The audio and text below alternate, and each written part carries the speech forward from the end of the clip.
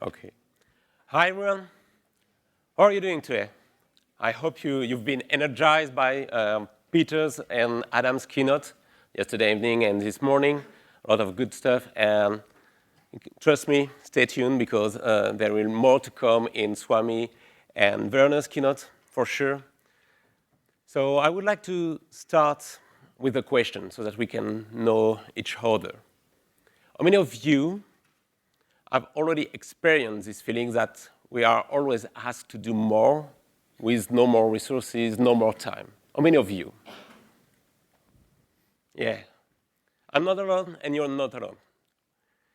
That's why we keep hearing about productivity and developer productivity. So in this session, you will learn how to be more productive as a .NET developer with the AWS Toolkit and Amazon CodeWhisperer. And I'm joined today by my amazing colleague, Christopher Christou, who is software development engineer in the AWS Toolkit team. His team is responsible for all the goodness you have with the AWS Toolkit in Visual Studio and Rider. His team is also responsible for all the bugs and issues you could experience with the AWS Toolkit in Visual Studio and Rider. No, I'm teasing him. I do my developer advocate job seriously. I use extensively the toolkit to ensure that you will have a great experience with it. And it leads me to my next topic. I'm a .NET developer. I code on a daily basis. And I don't know about you. I don't optimize my life only for productivity. I optimize for joy. Joy comes not just from watching our work grow into accomplishments. Joy comes also from everyday small tasks of solving problems, fixing issues, sharing with colleagues. Do you remember the first time or a time where you solved a really challenging issue? I do. I was working in a crowdlending company in Europe, and I was the tech leader for the financial back office. And we had a monthly job running and processing all the financial data.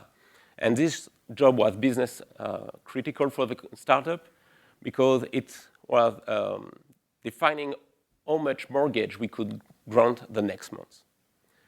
And one day, we've experienced a malicious hack. So the attackers changed slightly the job, not enough to be obvious, but enough to be critical for the company. Hopefully, someone from the finance team got there was an issue in the data and warned us, and we've started to investigate. And I spent 24 hours with two of my colleagues.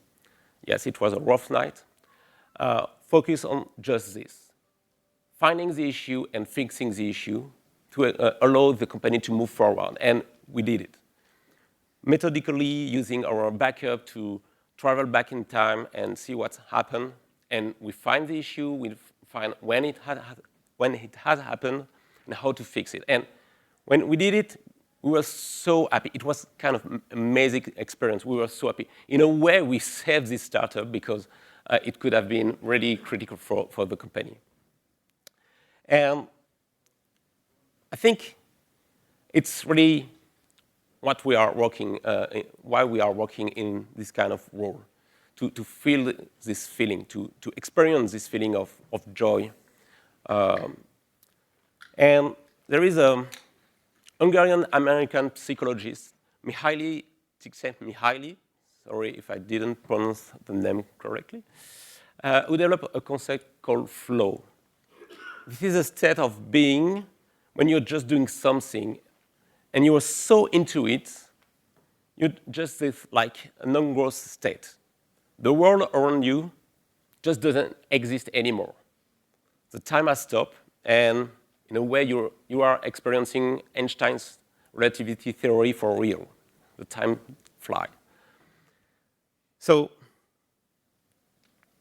this psychologist has developed this diagram to illustrate the concept of flow and to show us the emotions you feel as you go through a task. So on the horizontal axis, you have the skill required by the task you're working on.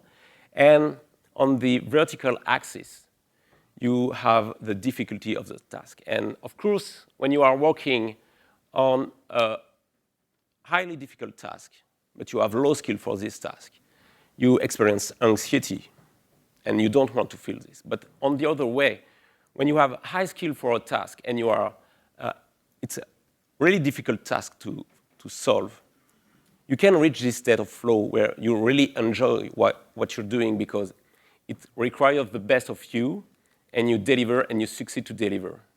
And this is where you experience this flow state and the joy that comes with. But in my opinion, this is missing something important, something that here all the time. Friction. All this insidious interruption in your creative work. The insidious thing that gets into our way, that slows us down. It's so common, we kind of sometimes, we don't even notice anymore. It might be a tap on your shoulder. It might be a Slack message. It can be yet another late-minute meeting. And it takes an average of about 25 minutes to return to the original task after an interruption. According to Gloria Mark, who is studying digital distraction at the University of California, Irvine, and multiple studies confirm this. So, in my opinion, more than often, I think this is also the endless paper cut of frustration in our tools and our processes that prevent any possibility of flow. The UI isn't intuitive. The documentation is complex to understand. And all of this impacts what I like to call the mean time to success. How long does it take to you from the moment you start in a project to your first win? And this metric isn't about productivity. It is about, it measures the level of friction you are experiencing. And it's that friction that at AWS we want to eliminate. And inspired by this, Adam Seligman, our VP Generative Builders, last year at re:Invent developed a vision for where we want to take developer experience for AWS. And he came up with 3 things, and somehow it turned into a haiku. A delightful flow for all the developer and every dev team. So now there's sort of 3 parts here that they are all important. The first is about the delightful flow, removing the friction, providing a great developer experience, and a developer experience that works for you. And not every developer is the same. And that's the second point. We serve many different kinds of developers, and we'd like to serve many more developers in the world. They have different preferences, skills. They work in different domains, different kind of project, different kind of user. They are not all cloud developers, and they do other things. And we would like to support all of them. And finally, developers all work in teams. We are all part of teams, and everyone should feel included. So there are a lot of things there, but today we want to focus on the delightful flow and to focus on what developer needs to preserve their flow while they are working in their favorite IDE. And what you've told us is that you want rich IDE support. You don't want to, when you are coding, you don't want to go into the AWS console, so leave your IDE and go into the AWS console to get a piece of information like the RN or the name of the DynamoDB table you want to use. You just want this right into your IDE. You told us that you want to write code faster and yet securely, because you have to do more, to do always more. And finally, you told us that you want to be able to easily debug your application locally, and especially when you are developing serverless application. You don't want to have too much back and forth with your AWS account and to deploy for testing small changes. So that's what exactly the AWS Toolkit are aiming for. And we don't want to tell you that it can help you with. We want to show you. So today, we are tasked to build a mortgage service together. And as usual, we need to deliver the first API for yesterday. So we have to be very productive, and this API will calculate monthly loan payments given the loan amount, the annual interest rate, and the loan duration. But before jumping into the demo, I'm often asked about the AWS commitment to the .NET community. And the story and the history of the AWS Toolkit is, for me, an evidence of this long-term commitment of AWS to the .NET community. So, Chris, I would like you to share more about this history. Absolutely. Yeah, so the AWS Toolkit for Visual Studio is a plugin that offers you productivity-enhancing features as you're developing your systems to work with AWS. The AWS Toolkit for Visual Studio also makes extensive use of the AWS SDK for .NET, and that's where our story begins. Now, does anyone know how long the AWS SDK for .NET has been around? Let's do a show of hands. If you think that this SDK was first released in the last 2 years, let's raise your hand.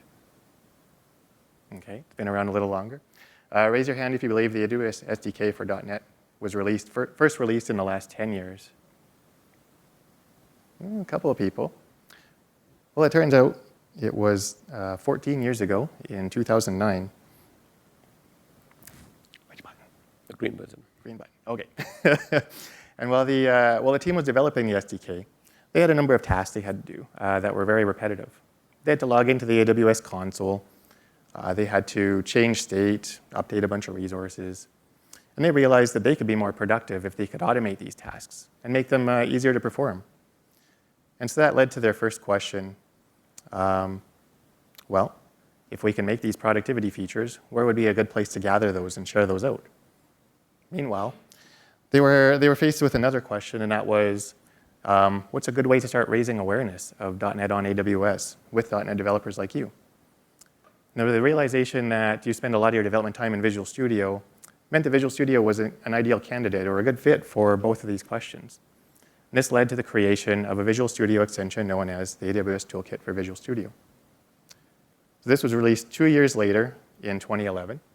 And some of its initial feature set allowed you to create and manage EC2 instances.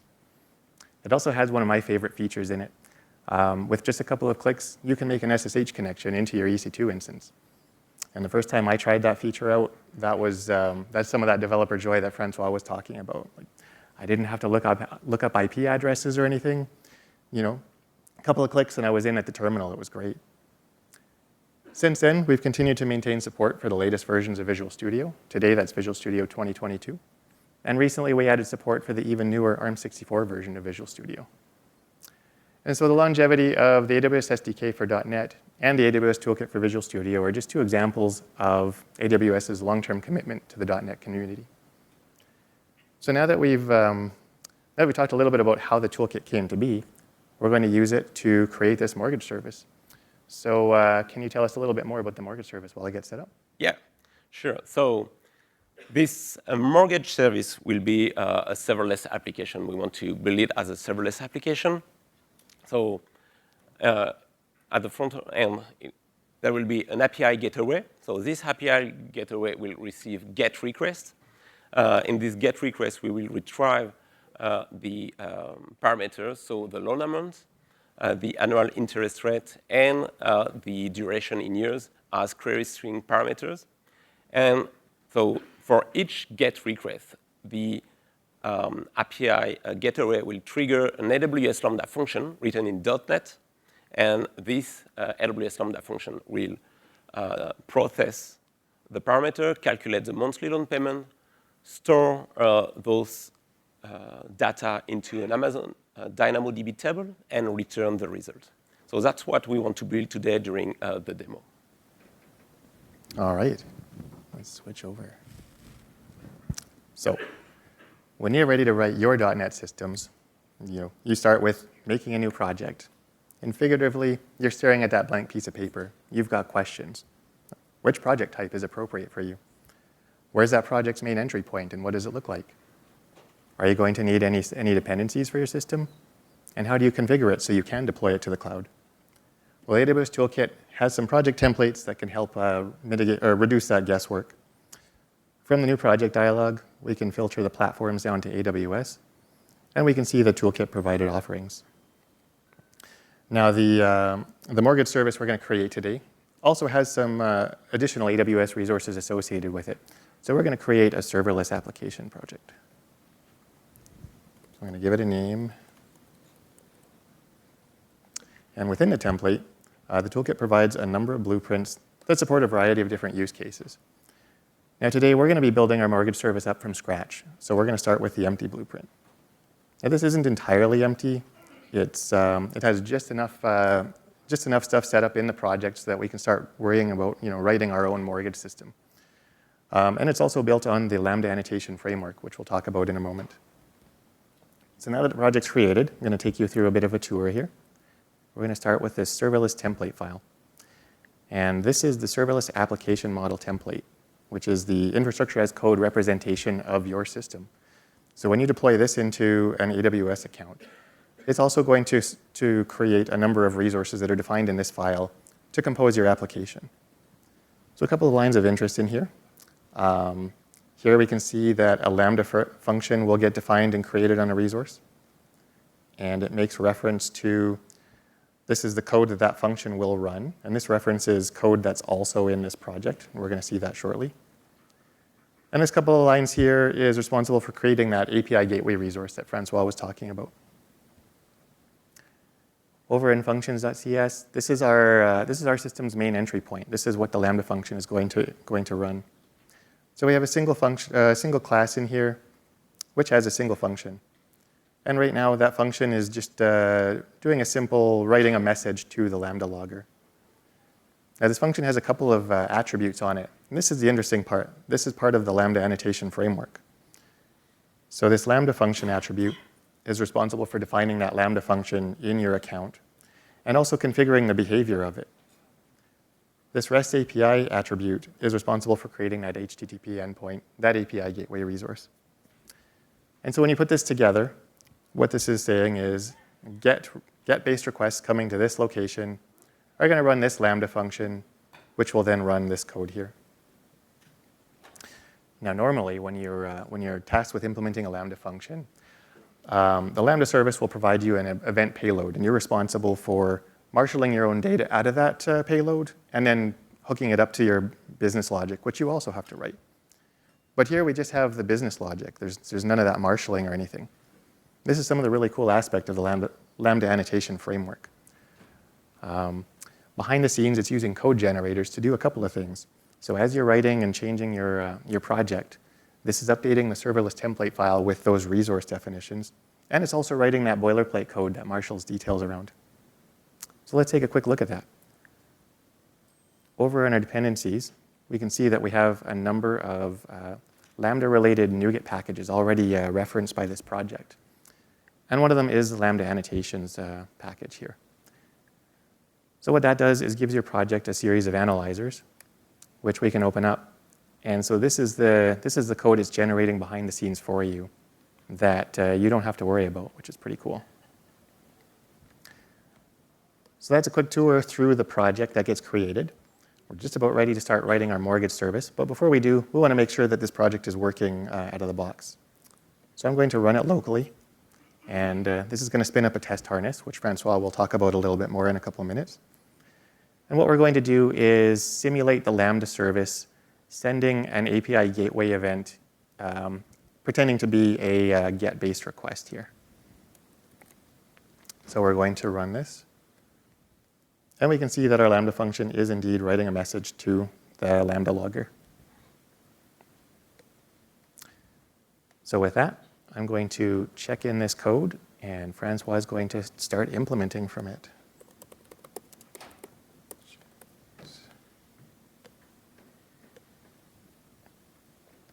Don't forget to publish. Don't forget to publish the code. Right. Publish the code. Publish.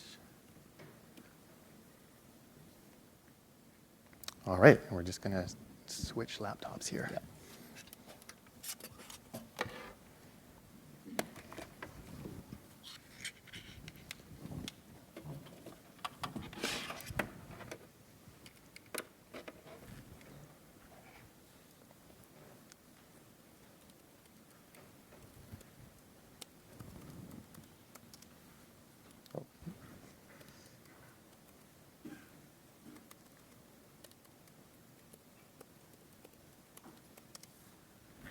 Okay. For now, I will check out the code. The only thing I have to do is to retrieve the code, and I will be able to start implementing the business logic. Okay, all good. So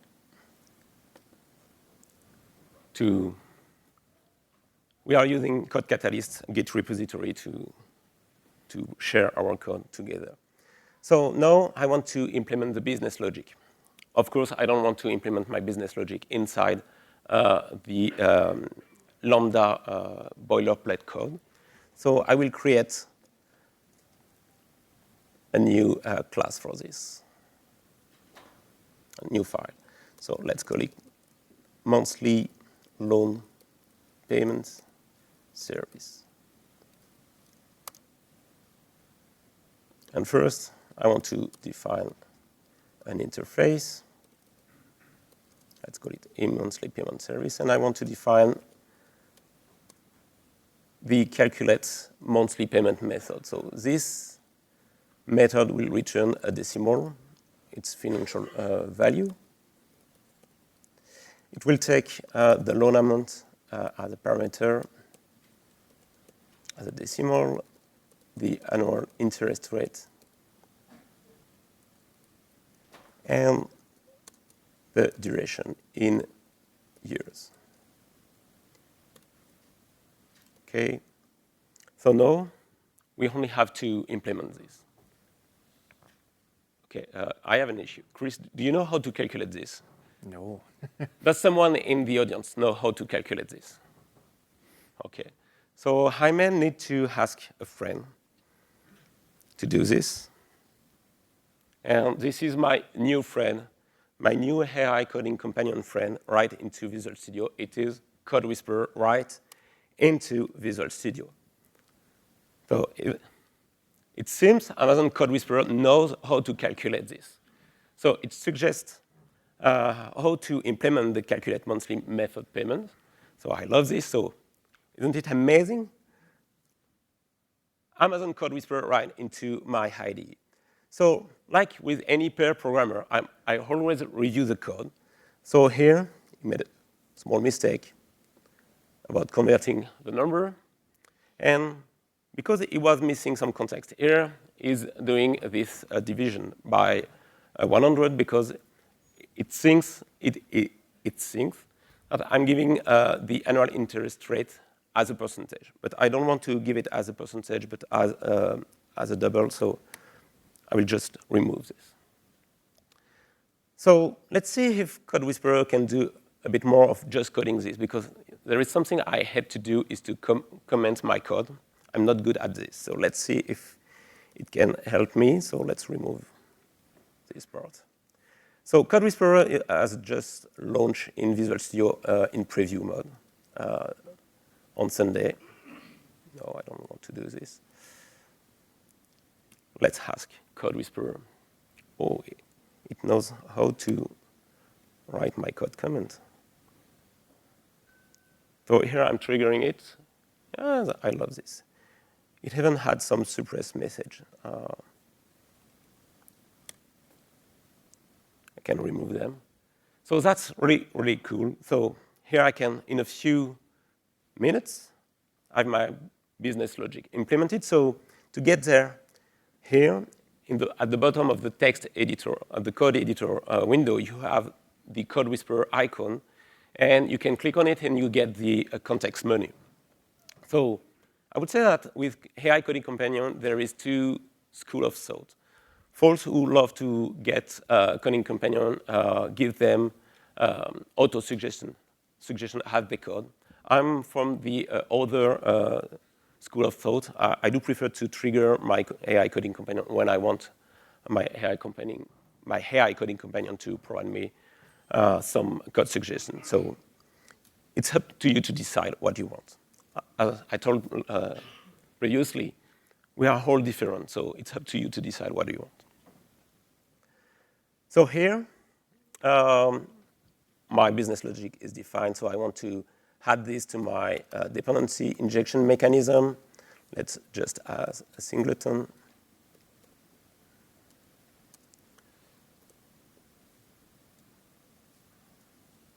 That's it. And let's go back now into the functions.cs file. So what I want to do is to add a private read-only monthly loan payment attribute.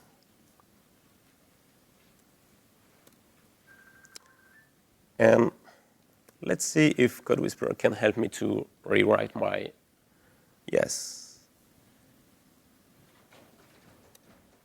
It helped me to rewrite my constructor function. So that's pretty cool. So here I just want to add this. That's pretty cool. It helped me. So now, an AI coding companion, it's an AI. So there is no magic. If you want it to understand what you want to do, you have to provide it some context. So now I want to use my monthly loan payment service to calculate the monthly loan payment. So here I can say, hey, it calculates monthly loan payment given the loan amount as decimal, the annual interest rate as double, and the duration in years as int. Okay. So here I just want to change the path to show you later how to configure it. Now let's see if CodeWhisperer can help me to rewrite this method. So I've just triggered it, and here it provides a good suggestion. So let me show you. So it suggests to use an API gateway proxy request, and on this object to retrieve the required parameters from the object using the queryString parameter attribute. I don't want to use this method, so I want to provide a bit more context to CodeWhisperer so that it knows what I want to do and which method I want to use. And now it has understood that I want to use the from query attribute. That is a new way to write your how you want to define your parameters with the .NET Lambda annotation frameworks. So I will retrieve this, and it's all good. And here I can just complete, and that's it. So now I have my business logic implemented and plugged into my Lambda function. Let's test this locally. I run the mock Lambda test tool. So here, I will, like Chris did before, I want to use the API gateway AWS proxy events to simulate. And here I will want to change the path and say it's monthly payment. It's a get method, and I can define my loan amount. Let's say I want to borrow $10,000.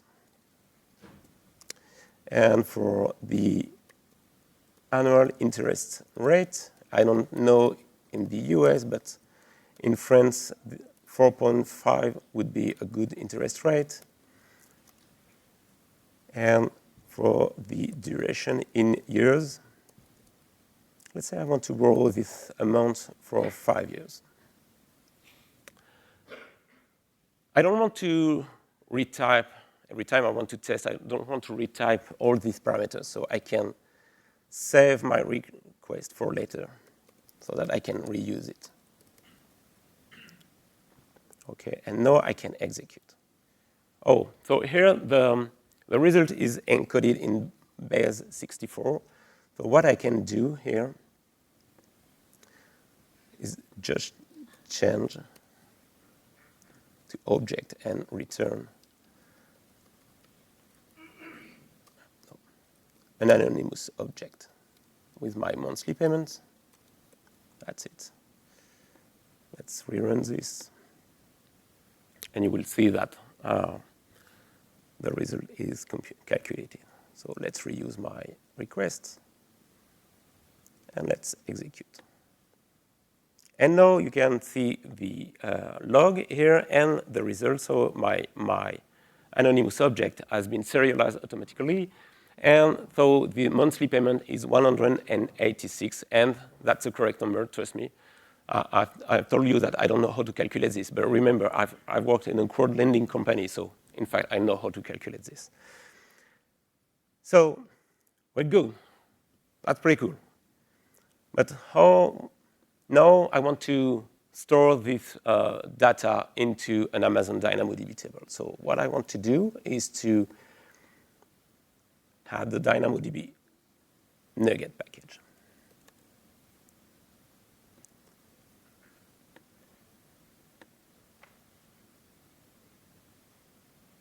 Okay, it's done. So remember, we told you we want to test, look, and debug locally. So here, I want to show you that in my AWS Explorer, so this Explorer view comes with the AWS Toolkit, I can browse a local DynamoDB table. So you can run Amazon DynamoDB table locally through a Docker container, for example, and so you can test locally. So I have a DynamoDB table instance running locally, and I can test locally. So to use this, there is a small trick to do here. I want to let my Amazon DynamoDB client that it needs to connect locally and not in an AWS account. How to do this? I just type, if I'm in debug mode, okay, so let's go this.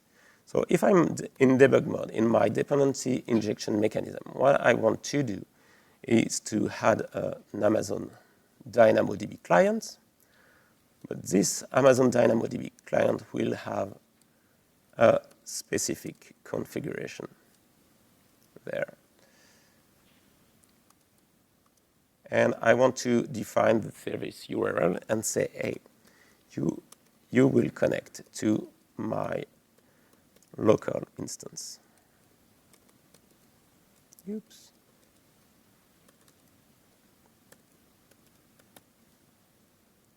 All good. And if I'm not in debug mode, it means that I'm deployed in an AWS account. You will just use an Amazon DynamoDB client. And one more step I want to do is say, hey, in fact, what I will use is an Amazon DynamoDB interface. So here, for this interface, you will use the one I've already configured.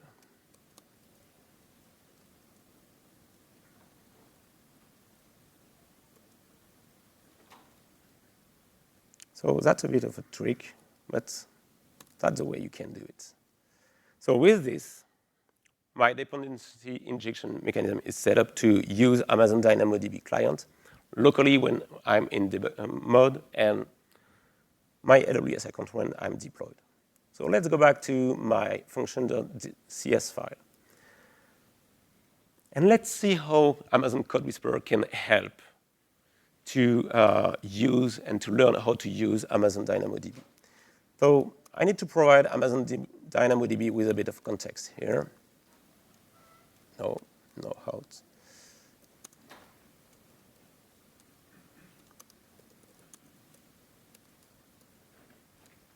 And I want to use those namespace.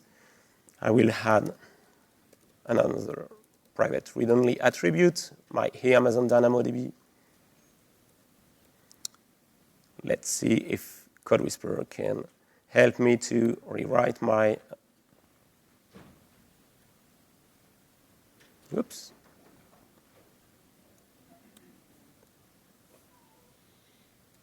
Okay.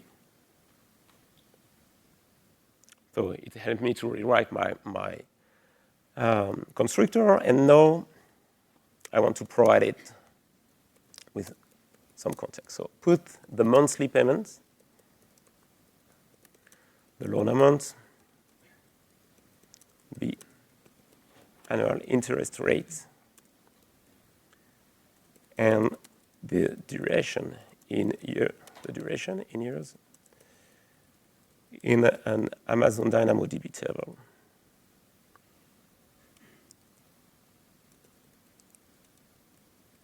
Called monthly payment with a unique identifier ID, catch, exception, and log exception message. And let's see what CodeWhisperer will suggest. So it starts with a try. That's pretty cool.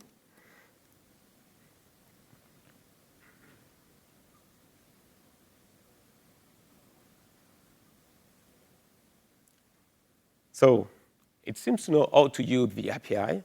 That's pretty cool. And it has understood that I want to log the exception message. So here, it knows how to use the low-level API from Amazon DynamoDB table to store the data. So I just want to show you very quickly that it works.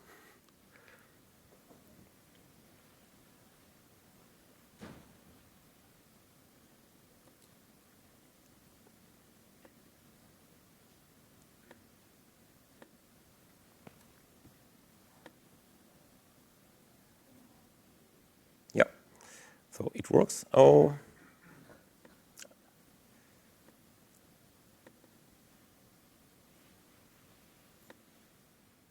okay.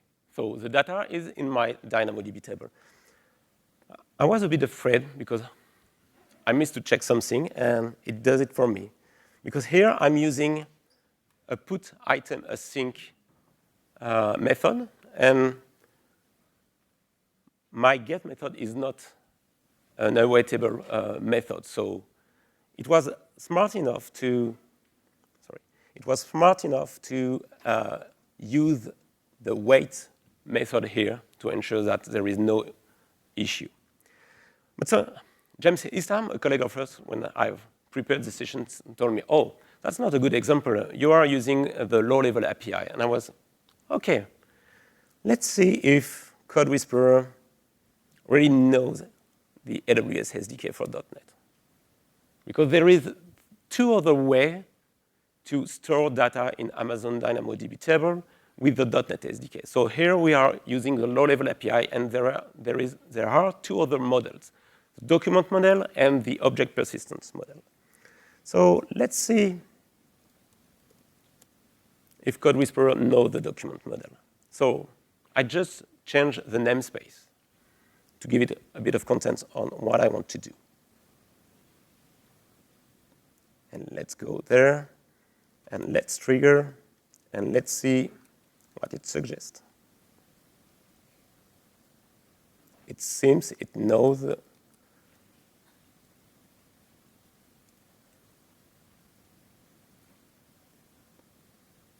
yep.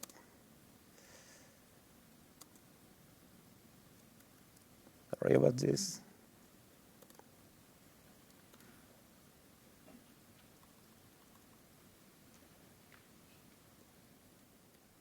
Yeah.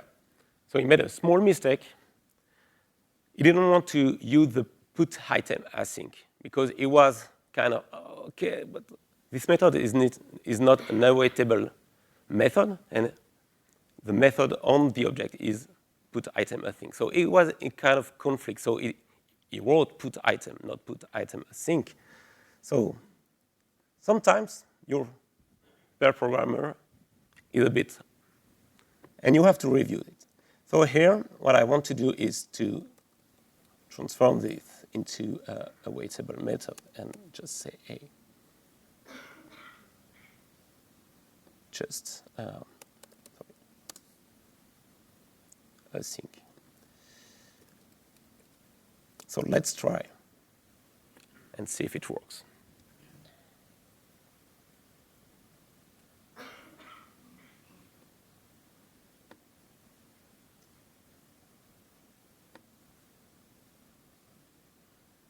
So the result is there, and let's see now if we have the result in the table. Let's scan the table. OK. And now, let's see if it knows the object persistence model.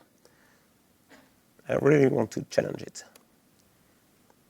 So let's move it. And here, let's change again the namespace. And let's do it once again.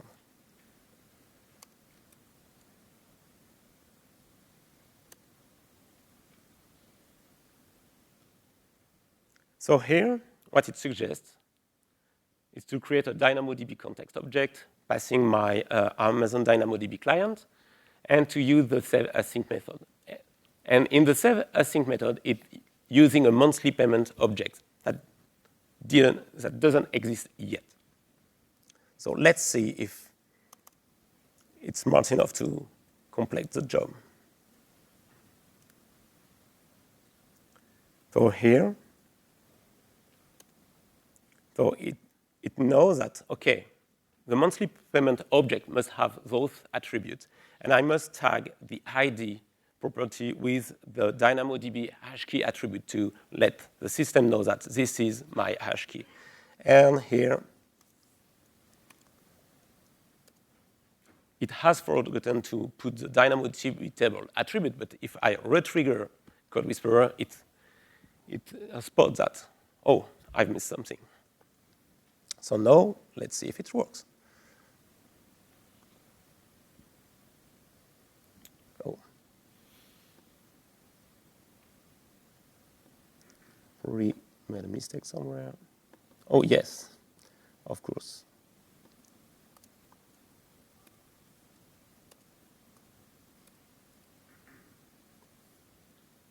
So let's do it again.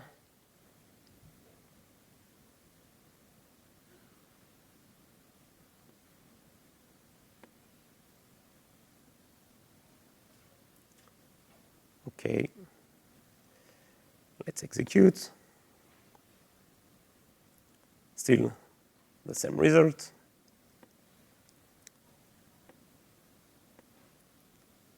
And let's scan. I have my data. So what we just saw is that CodeWhisperer knows the 3 ways to store data in DynamoDB table using the AWS SDK for .NET. So that's really, really good. So that's exactly the promise we do with Amazon CodeWhisperer. It's the best AI coding companion when it comes to using AWS. If you want to use AWS from your code, from your C# code, from your Java code, Amazon CodeWhisperer is your best AI coding companion because it knows the AWS SDK by heart. So that's what we just seen. So one last thing I want to do, because for real deployment, what I want to do here is to change this and put HTTP. Oh.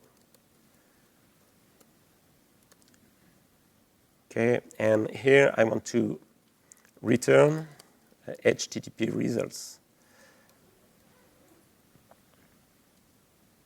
Internal server error message. So it's an HTTP result class here is an helper class to manage your message. And I want to send the exception message here and here what I want to return is a HTTP results, and it's OK results. And here I have my object. So I'm good to go. So now I will commit all those changes and leave it to Chris.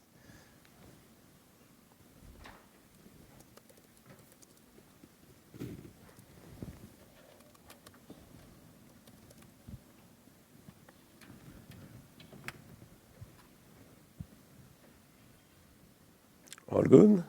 It is pushing. OK, it's pushed. So, OK. Chris, the stage is yours now. So, remember what we've just seen. It's really about CodeWhisperer. Imagine, it knows the 3 ways to use the AWS SDK for the DynamoDB. So it can really helps you to speed up the way you use the AWS SDK. It's for CodeWhisperer, it's for DynamoDB, but also for other SDK, other AWS services. And the message I want you to keep in mind is it's all about context. So you have to think about what the context you are providing to CodeWhisperer and to your AI coding companion in general.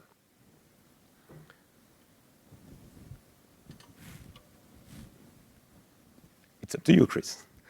All right. So once you've developed your system and you and your team are happy with your implementation, you're going to be in that it works on my computer stage. And you want to get confidence that it's going to work the way you expect once you deploy it into production. And a good way to do that is to first deploy it into a development environment. Now you might be wondering, well, how do I get it into any environment? Do I have to zip my program up and upload it somewhere? Now we're going to use a toolkit to bring our mortgage service into a development environment and show you how that can be made pretty simple. Now I've just finished syncing down Francois' changes. We'll just make sure I have them all here. Want the loan payment? Yep, good. Yeah, so the toolkit has deployment support for a number of different project types. You can typically find this in the Solution Explorer in the context menu of the project you want to deploy. Now in our case, we have a project that has a Lambda function and a serverless template file. And so the toolkit knows how to deploy this into CloudFormation. So we're going to give it some details here and start deployment. So what the toolkit's going to do for you is, what do we got here?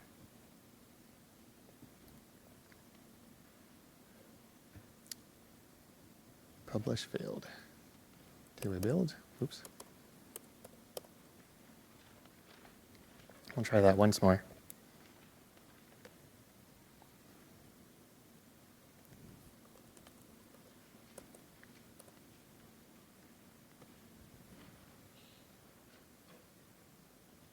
No. OK. No matter. We'll fall back to the demo video then. Sometimes things don't go the way you expect, but we can be prepared. So the toolkit will compile your system. Yeah, we'll get this part here. There we go. Compile your system, package it up, upload that package into your development environment, and then pass that package along with your CloudFormation template over to the CloudFormation service. Meanwhile, CloudFormation will then proceed to create this CloudFormation stack, which will then continue to create all the resources that are associated in the serverless template file. So now that that's deployed, I do have an alternate stack here, so we can take a look. And we can view that from the same AWS Explorer. From here, we have a number of different service types where you can interact with resources in your account. And the CloudFormation stacks are one of them. So in this case here, we have our mortgage service up and running in our development environment. And so we want to try it out. We want to find out, OK, can I get my mortgage payments? So we're going to take this URL, and we're going to try running it through an HTTP file which is built-in support by Visual Studio, and this lets you make REST-based requests right from a file here. So I'm going to paste in our URL, and we're just going to make sure we have the query parameters all set up here. Now, in my case, I was looking at real estate listings earlier today. I found a one-story house for $400,000, and I could get a 25-year mortgage at 6%. So let's see if we can find out what our mortgage payment would be.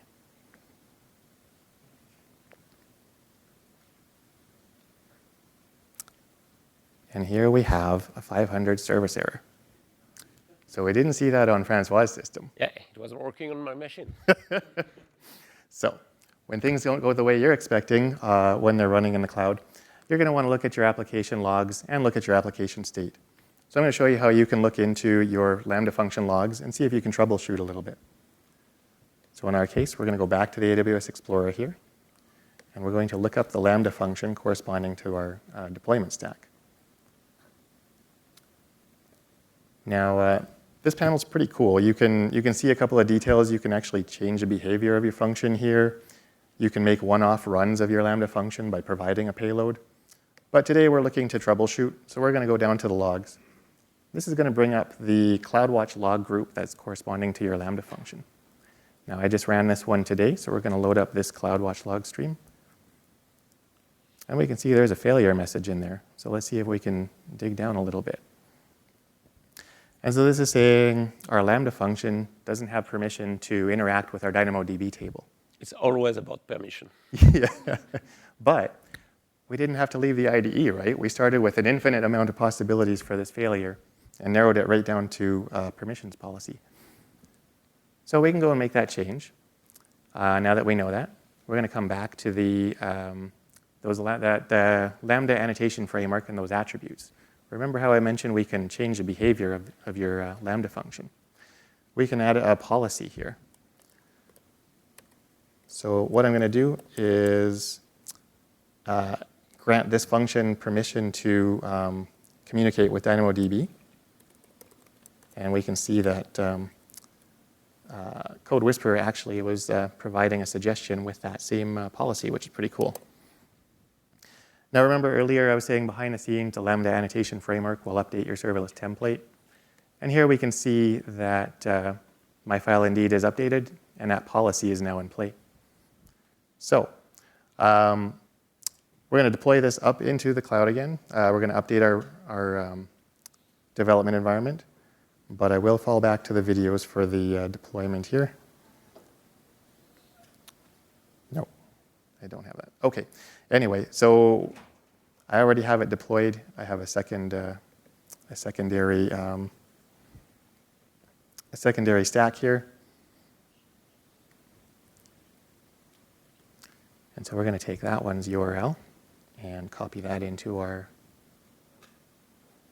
HTTP file.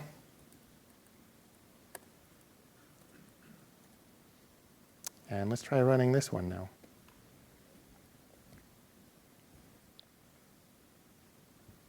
Oh, maybe I didn't get the right one. Oh, right. Okay, one last thing. Well, I forgot. So you may have remembered that Francois was prototyping with a local copy of his DynamoDB table. And we're going to also need a DynamoDB table in our development environment. So if I copy this table name from here, monthly payment. So again, with the AWS Explorer, you can create prototype resources for a selection of services as well. In this case, DynamoDB is one of those. So I'm going to add this table into my development environment. And now once you're happy with your implementation, you're going to want to codify that as part of your infrastructure as code. But while you're iterating and getting things settled, it's a great way to kind of quickly stay in your iteration loop and make progress.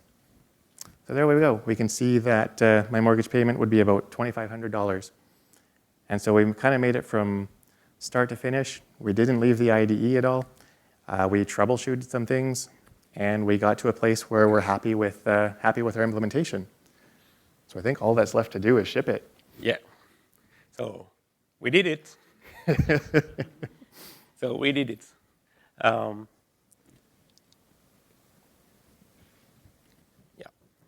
So in 30 minutes, roughly 30 minutes, we did it. We deployed this mortgage API. And so let's wrap up on what we've seen. So we've seen the getting started experience with all those templates you can use to bootstrap a project using AWS resources. We've seen that you can, with the AWS Explorer, you can access your AWS services right into your IDE. You can interact with them, like get your CloudWatch log.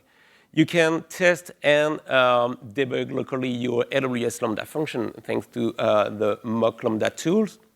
You can build your infrastructure as code with, for example, here, the serverless.template file, but you can also write some CloudFormation file with the help of the AWS Toolkit. You can deploy to your AWS account, and you can access your Amazon CloudWatch log. So that's pretty cool to have this thanks to the toolkit. But even more, now with the toolkit inside Visual Studio, you have access to Amazon CodeWhisperer, our AI coding companion. So it generates code suggestion in real time or when you trigger it. So CodeWhisperer has a feature for scanning code for how to find vulnerabilities. Sorry about this. So for now, the integration is in preview, so this feature is not yet available in Visual Studio, but you can have access to this feature in VS Code or JetBrains IDEs. And it flags code that resembles to open source training data.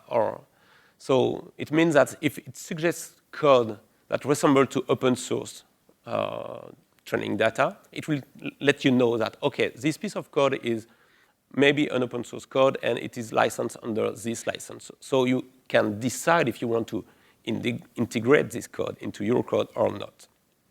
And we ran a productivity challenge, and participants who used CodeWhisperer were 27% more likely to complete tasks successfully and did so on an average of 57% faster than those who didn't use CodeWhisperer. So it gives you a rough idea of the productivity boost you can get with CodeWhisperer. So maybe, Chris, you can give us a quick look on how it works under the hood. Yeah, we'll give you a quick, we'll show you quickly about how you can get into it as well. I'm just going to switch back here. So yeah, now that you've seen us use CodeWhisperer, you can give it a try as well. You just have to grab the latest version of the toolkit, and you'll need either an IAM Identity Center connection or an AWS Builder ID connection. And once you have that, the toolkit has a Getting Started panel, which will take you through, it'll guide you through. I'm already connected right now. The first time you run it, it's going to take you through a process that'll let you put in your connection details, and then you'll be connected, and that's how you can get started trying it out. So give it a try and share feedback with us about your experience. OK, thanks, Chris. And finally, our call to action is, please download, try it, and provide feedback. So on the left side, you have the QR code to go download the AWS Toolkit for Visual Studio, and on the right side, you have the QR code to provide feedback on the GitHub repository. So please go download and try it and provide feedback so that we can improve the experience. So that's it for this session. Thank you for your attention, and please complete the session survey.